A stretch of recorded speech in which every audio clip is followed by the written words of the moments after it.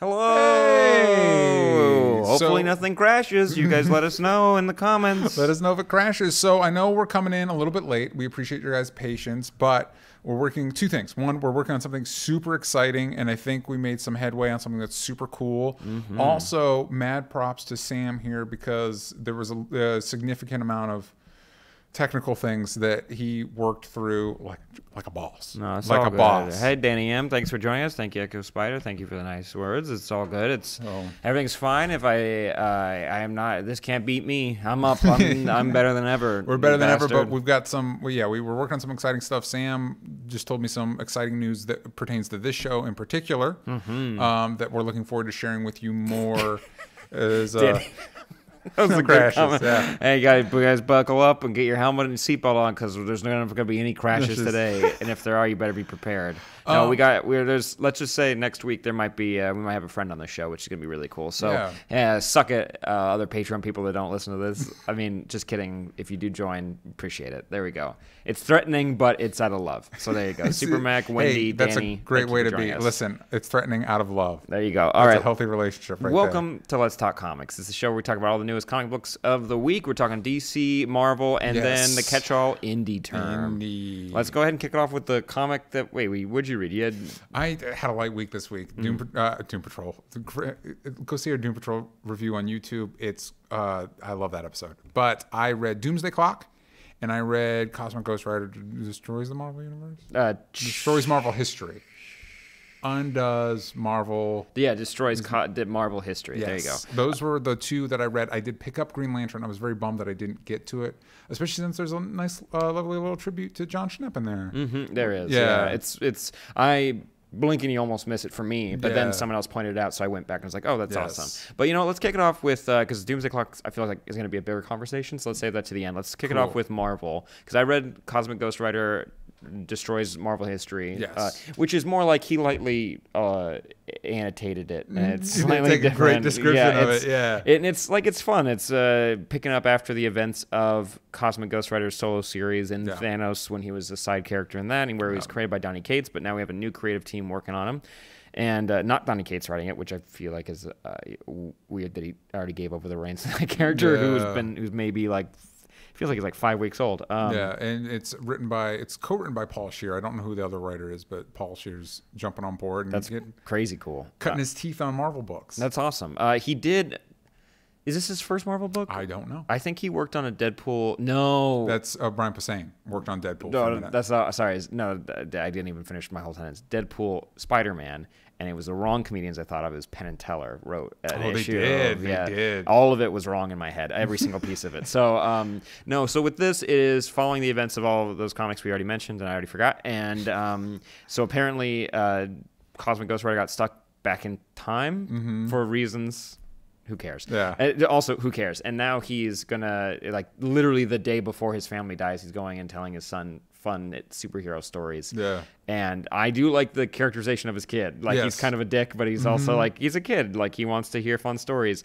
And we get to hear, hey, okay, so if Cosmic Ghost Rider's been hanging out, maybe this happened, but also I think none of this happened. No. He just happened to witness all of these things. Or this is I like the Deadpool kills the Marvel Universe or Punisher kills the Marvel Universe, so it's technically out of continuity, even though this one feels... very much in continuity. It's super confusing because also the Guardians of the Galaxy has Cosmic Ghost Rider and we don't know where that, but who cares? Also the same thing, who cares? So in this, you see how he's altered the lives of the Fantastic Four. Yeah, Paul Scheer, the actor, Supermac is asking in the chat. Yes, Paul Scheer, comedian. He's from the famous podcast. Oh, about the bad movies? Your Movie Sucks. Yeah. That can't be what it is. I think that is a YouTube channel, and that's not what it's called, and I'm totally blanking on what it is. I'll look it up. How did this get made? How Did This Get Made? With Jason Mantzoukas and somebody else, and I forgot. But yeah, no, he's a very talented boy, and so with this, it's a Fantastic Four getting altered very slightly, because mainly all of their doodads and whatnots kind of are the same. Yeah, it kind of plays out the way... I think that was my one issue with it. It's very enjoyable. It's very, very fun. I like the characterization of the family. I like taking the piss out of someone like classic Marvel stories. But for the most part, it's just like you said, it's lightly in. It's like, hey, remember when Galactus showed up the first time and then Reed got the Ultimate Nullifier? It's like, yeah. Remember the one time where It's so crazy.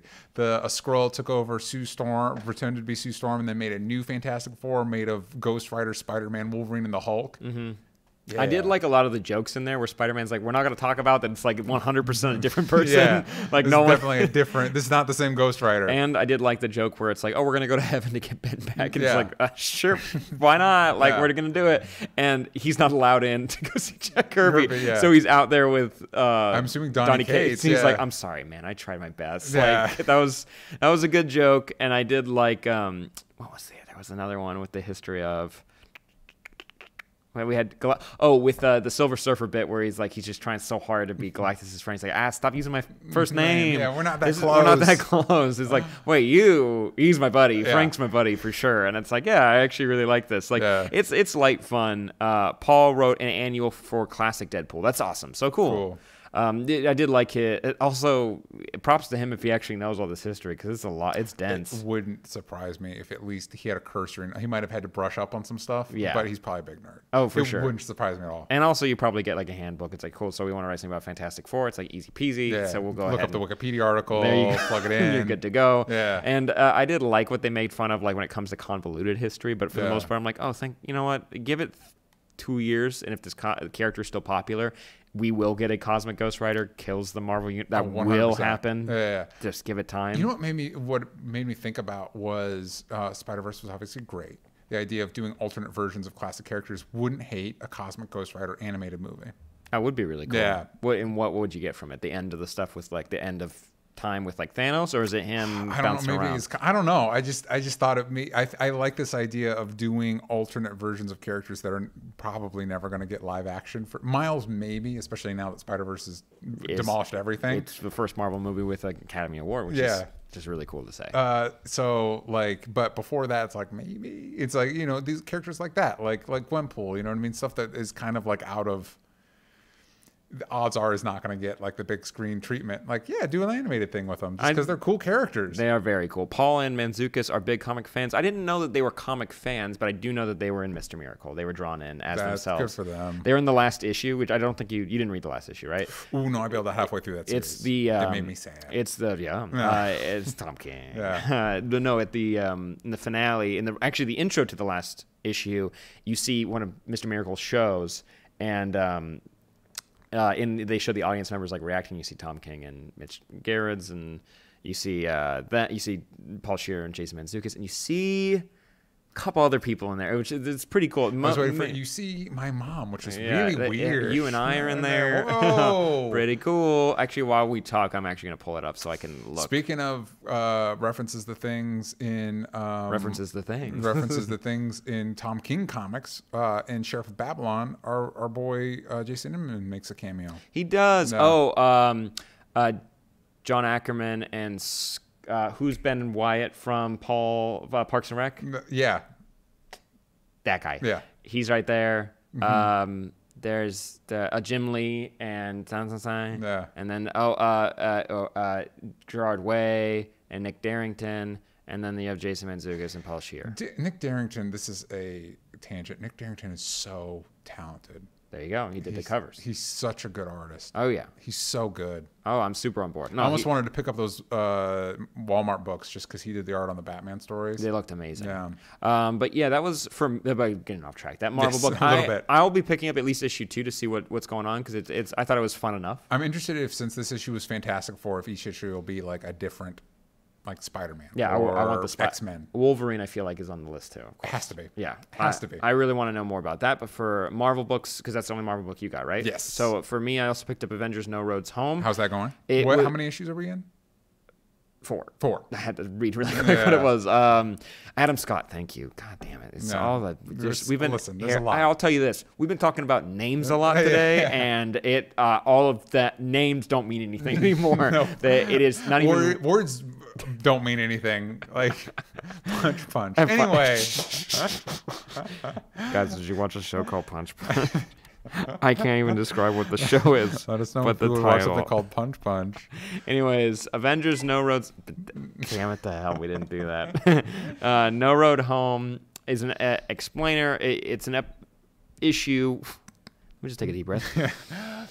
We'll get there. We're getting there. We're getting there. We're getting there. It's a dive into the villain and talking about the Greek pantheon in terms of the Marvel universe and who she is to everybody else, and how the events of the last gigantic Nyx, right? Nyx, yeah, but the Stevie Nicks, why she is upset with the Avengers and world and the universe. I really wish it was Stevie Nicks. It could be. It could be a musical number we just don't know about. But what her deal is with the Greek pantheon, what they're after, and what MacGuffin we're after in this, and it's her heart broken up into 3 pieces. Oh, snap. 3 pieces spread out all over the place. Except I did like in the tease at the end. Caitlin, thanks for joining us. I did like at the end they had they're in Nightmare's realm because sleep and darkness and blah blah blah, and because who cares? It's because Hypnos, the Greek god of sleep, is the son of Nyx. From Drowsy. There you go. And then he gets the little thingly bits that he hypnotizes you with. Somehow. He's an animal. Where does it come from? Yeah, it's a piece of metal and string. Yeah. That shouldn't come out of him. Who cares? Like it's a ghost Pokemon. Yeah. Psychic. There's what was I gonna say? Hypnos is trying to investigate or trying to take over Nightmare's realm. So the Hulk, Hawkeye, Rocket, and somebody else probably is at Nightmare's realm. And now the Hulk has taken over Nightmare's realm because the whole thing is at night. That's when the Hulk is in charge. Yeah. And so this whole event, Bruce doesn't get to be in the reins. The Hulk does, and it's the Devil Hulk, and it's the scary one. So, by the way, and he's riding Nightmare's horse, and I was like, oh, poor horse, but also really cool. Hypnos is one of my poor horse is one of my favorite recurring bits from Brooklyn Nine-Nine. Whenever Fred Armisen shows up as that. Oh, is that what his name is? No, it's like Greek name. Yeah, it's like my Hypnos. It's also a little questionable. Like, is this okay now? You should wait until he gets a great. Callback like 5 seasons. Here's a little tease for you. He basically disappears after the early 2 seasons. Yeah. Then comes back like season 5, and they're like, everyone's like, hey, remember, you know? And he's got a great bit in response to that. When Fred Armisen shows up in anything, I always think, how? With what time? Yeah. Well, also documentary nouns. That show that Bill Hader and Fred Armisen do, they always pitch it as, it's what we do in our spare time. But when you watch it, it's so well produced. You're like, screw you guys. Yeah. All right. I also read Champions, and the whole Miles and Braun, Amadeus Cho, did a deal with Mephisto to save Miss Marvel and Viv. Basically in issue 1, you see that they reverse time so that they can have the knowledge and save their friends. Yeah. But by doing that, it stopped Miles from saving someone that he had saved before, and so this young girl dies. And now he's having to deal with that, but he hasn't said why to everybody else, because of course they didn't. And I'm excited to see how this pans out, because I like that how Miles is being utilized here. I like that he made a hard call. I like that. But man, Mephisto should leave the spider people alone for just 2 seconds. Yeah, man. Immortal Hulk. Of all the people to mess with. Yeah, right. There's so many bigger players to mess with. Immortal Hulk. Him and Betty are trying to reconcile, and great. It's the perfect time to do it. It's Bad News Bears. Also, man, I just love Al Ewing's writing. Is she still dealing with the Red Hulk stuff? Because she was Red She-Hulk. But they do in a really cool way. Basically, Hulk's being hunted down, and people are like, the army's like, let's keep tabs on Betty to see if they cross paths, and they do. And someone is looking at their heat signatures through a wall, and he makes a call, and he shoots Betty in the head and kills her. But the whole thing is, in this narration going throughout, it's like the Hulks don't stay down, and you immediately see our eyes light up red and coming back up. And so also, who is Red Doc? Who's the Doc one? Doc Samson. Yes, he's here, and he blows a hole through the Hulk's head, and there's a great shot of. I'll just pull up the frame for you because it's amazing. It's so weird going back when we did our whole rewatch of the entire MCU before Infinity War. He's in the dad. But he's played by the dad from Modern Family. This is the shot that you get. Awesome. Nice. It's so cool. Nice. It's the shot from behind Hulk, and Doc has just blown a hole through his head, being like, hey, you need to calm down for a second so we can talk, because he knows, I guess everyone's on board that Hulk just gets to heal from everything at this point. He can't die. So I like the way they're playing with the immortality angle. It's very scary, and I'm super on board with a good horror comic, because I feel like there aren't a lot out right now. So yeah, I'm on board with that. I think that was it. That's it for Marvel this week, right? Sideways finale wasn't this week. That was last week, and that's DC. Cool. I was just making sure. That finale was. Oh yeah. Oh for sure. It was definitely disappointing. Yeah. But we weren't here last week. I'll say Invaders is really good. I'm on board. Chip Zdarsky and Daredevil. Last week. And did you pick up Daredevil? I didn't, because they didn't have issue 1, so I'm like, I guess I'm missing it. Yeah. But that was really good. So that's it from Marvel. Yes. And Indie you didn't pick up. I will give a shout out from me for The Dreaming, because it's a new artist and it's talking about one of the main human characters from Sandman. Yes. But it's like basically because I didn't ever finish Neil Gaiman's Sandman. What I got was that she was basically, when she sleeps, she's such a lucid dreamer that she could start walking into other people's dreams. And this is in the original series. So basically, those people are they can basically throw off everyone's sleep and make it like a hellscape. Great. That they call them a vortex, and they're like, if there's a vortex, Morpheus needs to kill him. No. It's just like, it's sad. It's just like, he doesn't want to kill anybody, but also bigger picture, this is a big deal. But they don't kill her. She learns how to control her power. And now she's kind of immortal. Like, she doesn't age anymore. And it's kind of a look at her daughter that she has. And that daughter has a relationship with Morpheus. And it's like, cool. It's interesting. The whole immortality side of this is, I really like that comic. But moving to DC, we both picked up Doomsday Clock. This is issue 9. Out, and it's been going for 5 years now. We finally got there. Finally nearing the end game, as it were. Different franchise.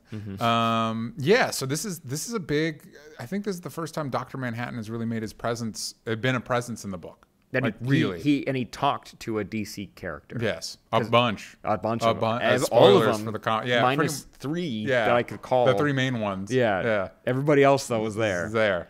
Yeah, so for some reason. So after the attack on Moscow in a previous issue, where it looked like gathering from everything that's happened so far, that was Ozymandias setting off a bomb that looked like probably the same bomb that they used. Oh no, he didn't use that, but he used it like a tachyon bomb that looked blue. Remember that? Like it looked, and to make it look like Dr. Manhattan. That happened. Yes. And Firestorm's being accused of it. Superman's in trouble. Superman's unconscious. He's not looking too good. And the rest of basically the Justice League figures out that like, energy signature came from Mars. Yeah, and we better all pack up. Literally everybody, like 17 ships filled with different casts of characters. All the Doom Patrol. Yes, and like the whole Bat family. Minus Batman. Yeah, but like everybody. The JSA, even though there's no JSA in this. But because it was like Stargirl and the Shazam family. Oh, the whole Shazam family. All the children. All the children went to space. Is an interesting joke. Also, a stealth F-bomb in this that I don't know that. I know it's because Watchmen was more dull. It's like I don't know if you needed that. I don't know. Which one was that? With Constantine. It's spelled Fooken. Oh, pretty good. Sure. Pretty good. Also, again, talking about all the magic people, which that was actually. I really like Dr. Manhattan in this, and it was written more like the way I picture Dr. Manhattan talking compared to the previous issue where we got to see him talk. Yeah, and it's interesting too because they mention all the other, like, we've taken that dark side and the Anti-Monitor and all this stuff, and it is interesting that Dr. Manhattan does feel significantly more threatening. And here I finally think I figured out why, because I couldn't articulate why. Because obviously he's big, but so is Anti-Monitor. It's because he doesn't care. Mm-hmm. He's very ambivalent to literally everything that's happening. And from this point of view... Because like Darkseid gives a shit. He wants the anti-life equation. Like, he's in it. And Anti-Monitor just wants nothing. Like, it's whatever. Yeah. He is Dr. Manhattan, from this point of view, I mean, he did kind of mess with things. Yeah. But besides that, he's kind of just farting around. Like, he's just the kid in the corner, and the corner's Mars, and it's dead, and no one's there. Leave him alone. Yeah. I did like a lot of the choices they had. Like Guy Gardner, of course, he's the one that have to like be the one, like the cheerleader of the group. Yeah. Martian Manhunter's the one to talk to him because this is his world. And I have no idea what Mars is like right now. Like I think it's barren. In the comics. In the comics, sorry. And currently too, who's up there? Filled with robots. Yeah. What if it was? What if a bunch like there's a whole civilization of robots under there? There is. They're just all turned off, kind of, except for like 2. Yeah, that was. I like that. Like he set up some rules for himself as well, where it's like, the emotional spectrum stuff is like the ring he can take apart, but getting hit by that stuff is like he's like that's interesting. Yeah, I don't know what that is. It's also like, I have trouble handling this as he dismantles the ring. And you're like, oh no! Oh no! That was the challenge. Oh no! Also, the magic. It's like, this is like, it's cool learning again. It's cool. It's cool to learn because he's like, I didn't play with this before. This was never a thing that we had to deal with. Yeah. And it's like, it's this shouldn't be here. Yeah. And I like the way he looked at magic, because it was like, it's like a virus. It's discarded code. Yeah. Yeah. And that you guys utilize in fun ways. Yeah. But I can still do that too. Yeah. And it's like, he's not a magician. He just redirected it back Yeah. and made it like a bomb. Yeah. And Bad News Bears. Firestorm, he's like, I like that. He's like, you are a big deal. Yeah. Because Firestorm should be a big, he could look at all of matter and just rearrange it however he wants. That's a big, that is a big power.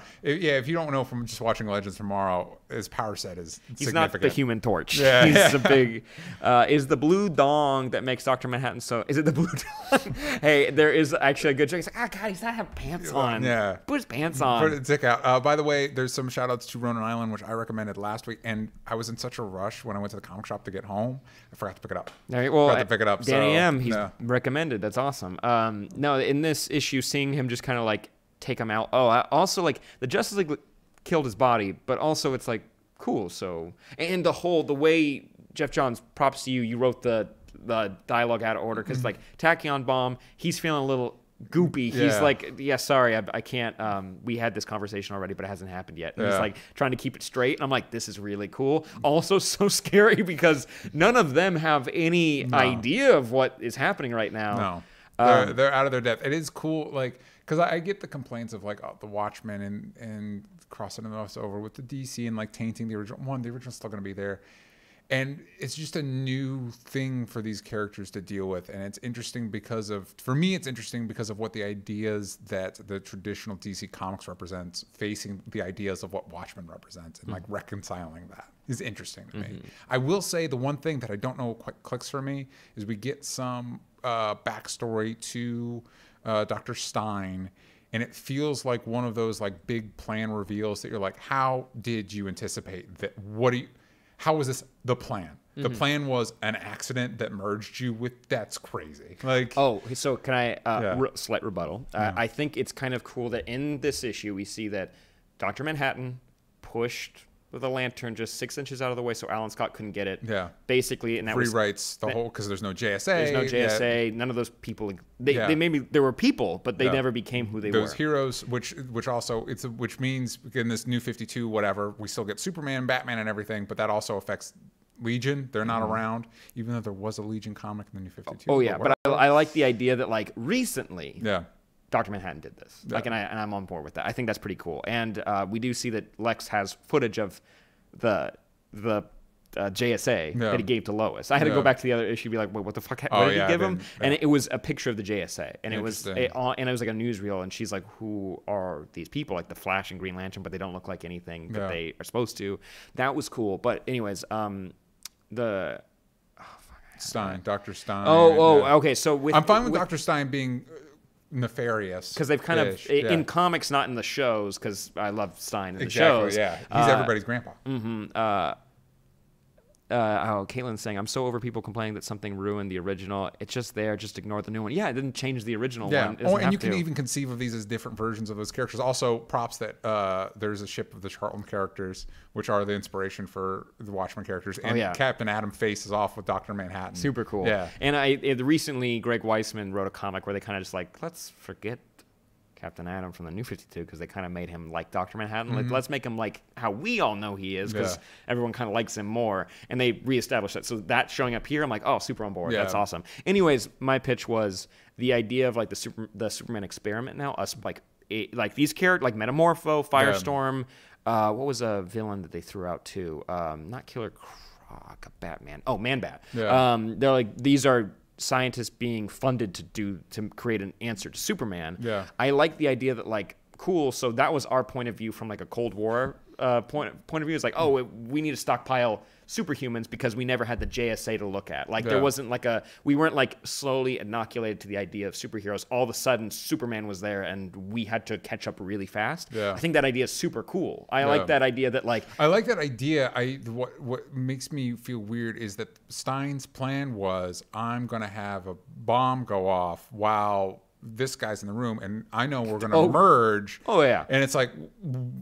Hold on a second. Wait, there's feels like a lot of leaps in this. It's one of those classic like comic book genre movie plan where it's like, is it a plan? Yeah, because he saw that like Ronnie is meta positive, but then he's like, but I'm not. I'm like, what? So in the bomb going off, you should have died, right? Like I'm fine with Stein being a little nefarious. I'm fine with this whole Superman project. I'm fine with Stein wanting to be the guy on the inside. The plan of it seems suspect. Like, how could you have planned what happened? How could you plan that, you know? That's fair. Sure. I mean, like, fine. But the results of it are interesting to see how it all plays out. Also, if they fix it, like the JSA and everything, it takes away any, like, Dr. Manhattan stuff. Like as soon as that's fixed, the Watchmen interfering with the DC universe is gone. And it's like, if we don't pull, like, a Batman from Dark Multiverse, whatever, and they hang around still, you kind of get rid of that and you just let them go away. This story is self-contained and it just works on its own, which I think is kind of cool. I'm all for it. I like what they're doing here. The art is beautiful. There are a few moments where it's like, even with the elongated schedule, you can see, like, Gary Frank has it. There's a couple times where, like, Wonder Woman or Supergirl is screaming. You're like, but for the most part, gorgeous. Also, the writing solid. Quick question: what happens when the Black Adam and the Creeper and Giganta punch a hole in the UN? They're like, "Oh, it's how you weren't here." It's like, "Oh, oopsie, didn't think you were here." I'd say I was confused by that part. I think they're taking the opportunity because all the superhumans are off the planet. Because again, why did you guys have faced world-ending threats before? You don't have the Green Lanterns run, like, interference, and then like, oh no, we should go up there. No, literally, one thing happens, everybody's up on a ship. Like, everybody's out of there. It looked cool. Hey, I didn't see any Wonder Twins up there. So you didn't take everybody. Also, this was probably written months before they even announced the Wonder Comics. Props to the ship the Green Lanterns are on. I think, I didn't go back and look, I think is a reference to the ship in the Green Lantern animated series. That's super cool. Which, by the way, if that's on the DC app, watch it, because it's actually a really good show. But like the Shazam one looked like a mausoleum or something. Metal Men were there. They haven't been touched since Forever Evil. They were cool though. Yes. I read their issue. But for the rest of DC, I also picked up Giant Days. We're talking about indie. It's great. It's so good. It's very good.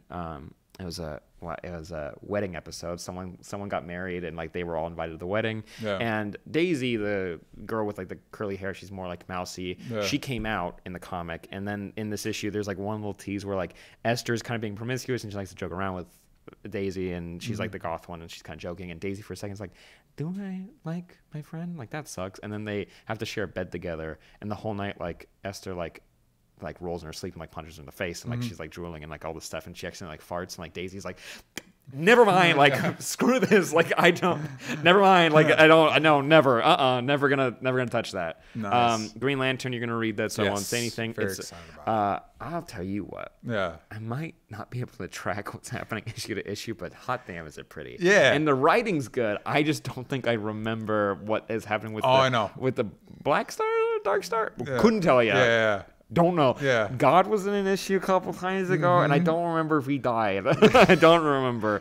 Deathstroke. What happened in this one?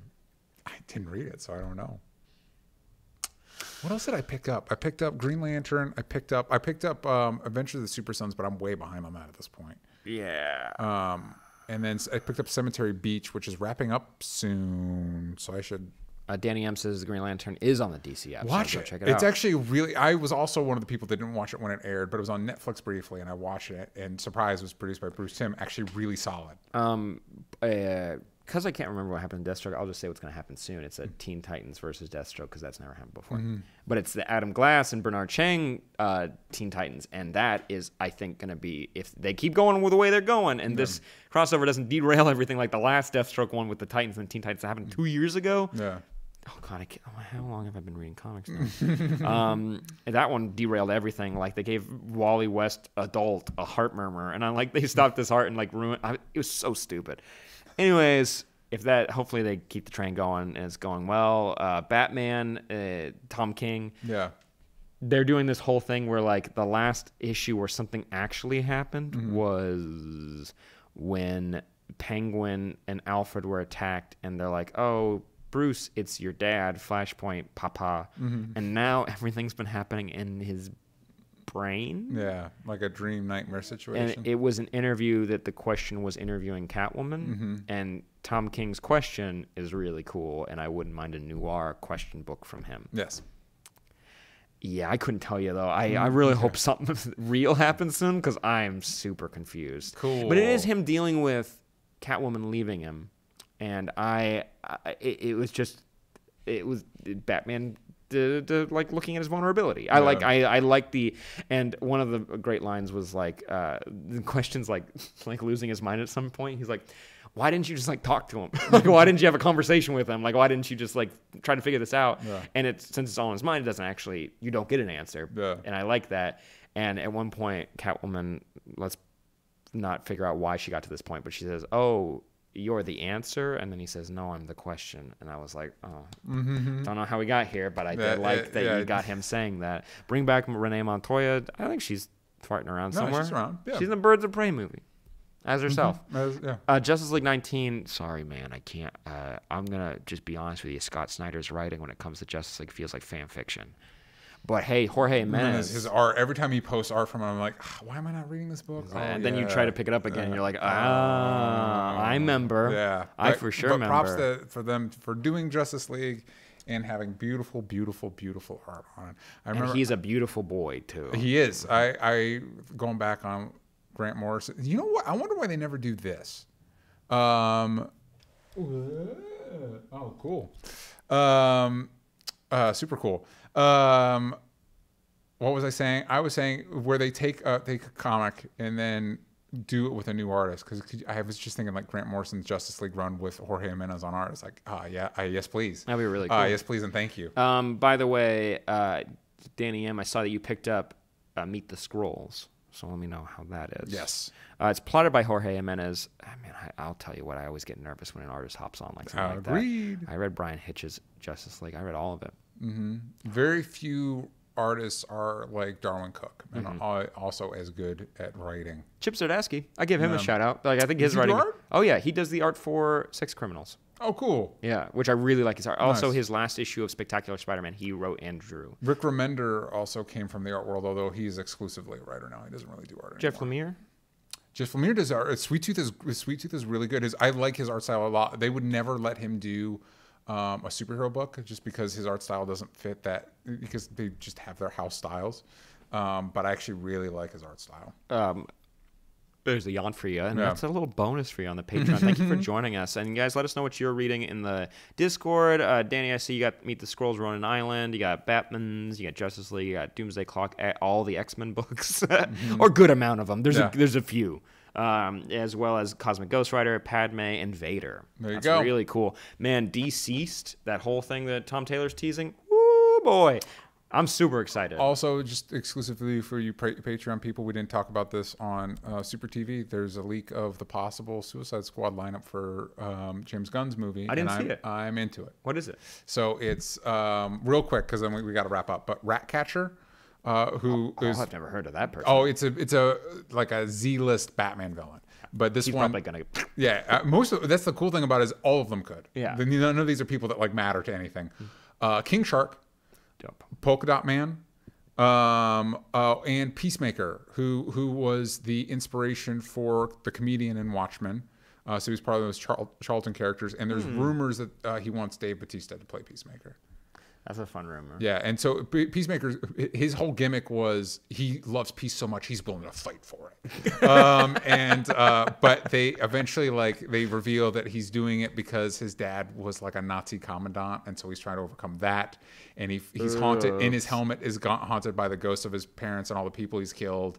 And basically, he's super crazy. He's really off the rails crazy, and I think you could do some cool stuff with that. King Shark, yeah, for sure. I would love this a lot. I mean, he looks great in Flash, and I hope they can still use him if they do put him in this movie. Yeah, I hate this stupid rule. Man. I mean, we have Flash TV show, Flash movie. Give us King Shark. We still haven't gotten the Flash movie though. Yeah, because I don't know why it's so hard. And this version of Ratcatcher apparently would be a young female that would be kind of like a daughter figure to Deadshot.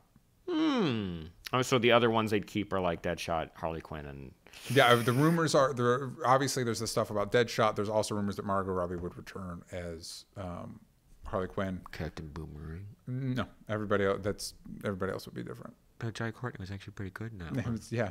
I thought the cast was good in that movie. Yeah. There are things that are not good in that movie. Slingshot? The cast was pretty good. Who was that guy? I don't remember. Not Slingshot. Yeah, I know. Rope-a-dope. Rope-a-dope. Whatever. He got his head blown off. He got his head blown up. You always need one. You always need one to prove the point. Also, if they're not talking about bringing Viola Davis back as Amanda Waller, I don't know what we're doing. Yeah. Are you kidding me? Like, unless she's not willing to, which is fair. You need Amanda Waller, and Viola Davis was great and is great at everything. You don't need to bring back Joel Kinnaman. That's okay. Yeah, that's fine. Go ahead. Or Cara Delevingne. You don't need to bring her back either. Don't need to do that. But gang, who else doesn't need to be on the Suicide Squad? Let us know in the comments. Let us know what you're reading in the Discord. That's fine. Yeah, can. That was possibly a stereotype. Yeah. It was confusing. But yeah, if you're confused too, let us know in the Discord or on Patreon. There's new stuff coming, like we said, and also you guys are going to be a part of the new things that are coming, which are exciting. We're going to need your help. Yeah, help us, please. please help us, please. I can't keep shit straight anymore. So until then, you keep it straight for us, and we'll see you next time. Bye-bye.